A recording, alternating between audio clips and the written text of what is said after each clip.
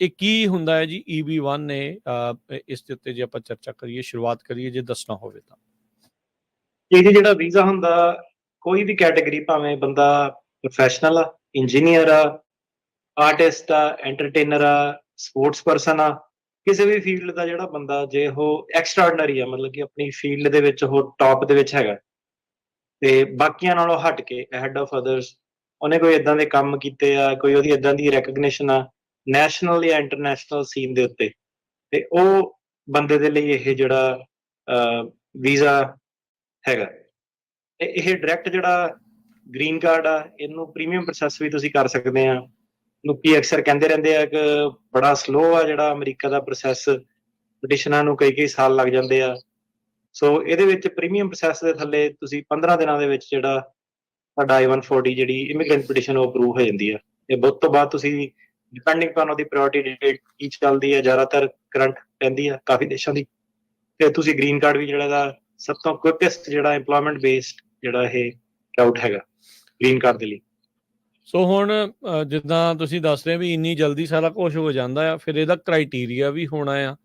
EB1A ਦਾ ਕੀ ਫਿਰ criteria ਕੀ ਹੈਗਾ? ਸੋ ਪਹਿਲਾਂ ਤਾਂ ਇਹਨਾਂ ਨੇ ਕਿਹਾ ਕਿ ਜਿਹੜੇ ਲੋਕਾਂ ਨੂੰ ਨੈਸ਼ਨਲ ਜਾਂ ਇੰਟਰਨੈਸ਼ਨਲ ਦਾ ਕਲੇਮ ਹੋਇਆ ਆਲਰੇਡੀ, ਕਿ ਵਨ ਟਾਈਮ ਅਚੀਵਮੈਂਟ, ਜਿੱਦਾਂ ਕਿਸੇ ਨੂੰ ਨੋਬਲ ਪ੍ਰਾਈਜ਼ ਮਿਲਿਆ ਹੋਇਆ, ਕਿਸੇ ਨੂੰ ਆਸਕਰ ਮਿਲਿਆ ਹੋਇਆ, ਜਾਂ ਆਪਣੀ ਕੰਟਰੀ ਦਾ ਜਿਹੜਾ ਵੀ ਤੁਹਾਡਾ ਟੌਪ ਪ੍ਰਾਈਜ਼ ਜੇ ਹੈਗੇ ਆ, ਫਿਰ ਤਾਂ ਤੁਸੀਂ ਸਿੱਧੇ ਹੀ ਜਿਹੜੀ ਉੱਦਾਂ ਦੀ ਕੰਟਰੀਬਿਊਸ਼ਨ ਆ, ਸਿੱਧੇ ਹੀ ਤੁਸੀਂ ਜਿਹੜੇ ਉਰੇ ਆ ਸਕਦੇ ਆ।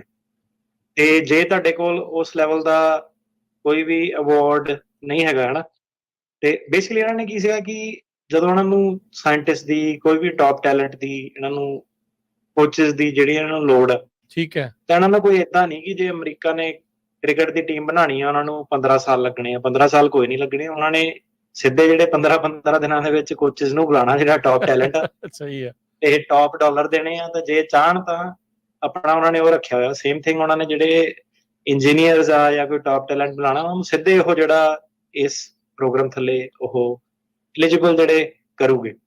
ਠੀਕ ਹੈ। ਤੇ ਕਾਫੀ ਜਿਹੜੇ ਇਹਦੇ ਵਿੱਚ ਆਰਟਿਸਟ, ਐਂਟਰਟੇਨਰ ਆ, ਫਿਲਮ ਸੈਲੈਬ੍ਰਿਟੀਜ਼ ਆ, ਉਹ ਤਾਂ ਆਲਰੇਡੀ ਅਮਰੀਕਾ ਦੇ ਵਿੱਚ ਆਏ ਵੀ ਆ, ਹਨਾ, ਕਿ ਬਾਲੀਵੁੱਡ ਦੇ ਤਾਂ ਜਿਹੜੇ ਉਰੇ ਰਹਿੰਦੇ ਵੀ ਆ।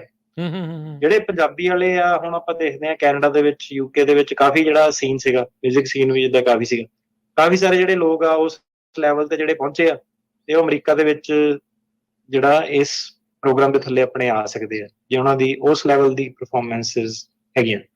ਤੇ 10 ਪੁਆਇੰਟ ਰੱਖੇ ਉਹਨਾਂ ਨੇ, ਤੇ ਉਹ ਜਿਹੜਾ ਕ੍ਰਾਈਟੀਰੀਆ ਤੁਹਾਨੂੰ 10 ਚੋਂ ਉਹਨਾਂ ਦੇ 3 ਪੁਆਇੰਟ ਤੁਹਾਨੂੰ ਜੇ ਮੀਟ ਕਰਨੇ ਪੈਂਦੇ ਆ ਸਾਰਿਆਂ ਨੂੰ।